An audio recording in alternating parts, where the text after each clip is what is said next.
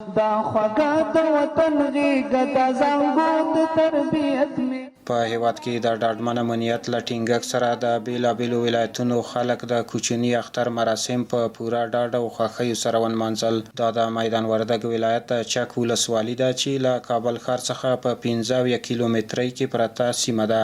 ډیری خلک یې په کرنه او مالدارۍ بوخت دي. په دغه سیمه کې د مڼو او نورو موسمي میوو سمسور او شنه باغونه شتون لري چې د خلکو ډیری اقتصادي اړتیاوې له همدې لارو پوره کیږي. د میدان وردګ ولایت د چک ولسوالۍ اوسیدونکي وایي چې د تیرو جګړو پر مهال یې ژوند له سختو کړاوونو ډک و او په ارامه توګه یې د اختر خوښۍ نشوای نمانځلی. د دغه سیمې اوسیدونکي وایي چې په وروستیو کلونو کې چې په هیواد کې سرتاسري امن ټینګ شوی دی نو دوی هم په خوښۍ سره او په ارامه توګه د اختر خوښۍ نمانځي.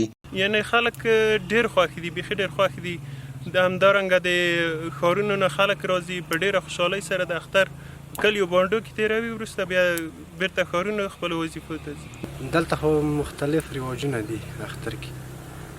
د اختر لومړی سهار موږ ټول کورونه راځي او مسجد جومات ته چای راوړي او په ګډه سره هغلته د سهار چای هغلته څښو. وروسته بیا خپلو خپلوانو کورونو ته ځو عید مبارکۍ لپاره. په عموم کې د اختر رواجونه داسې دي چې سهار وختي خلک د عید اختر لمانځه ته ځي. بعد اختر لمانځه څخه چې فارغ شي نو دغه مشرانو کورونه ته ځي. موږ د اختر په وخت کې خو موږ رواجونه داسې دي په لومړي سر کې کله چې د اختر ورځ شروع شي نو د کلیوال چې دي ټول راځي او چای وړي هغه ته جومات ته ټول راغونډېږي او هغلته خپل مینه او محبت او خپل هغه سره شریکوي. وروسته د هغې څخه بیا کوم خپلوان چې وي په کلي کې د هغې که ورسي پوښتنه او عید مبارکي ته او وروسته بیا د هغو څخه ډوډۍ دي چې دلته په عید کې د څو ورځې دپاره کلیوال ډوډۍ کوي او نور ورسي او دې ته ورته ماشومان لوبې کاچارمغ او ورته لوبې دغه موږ رواجونه دي دلته.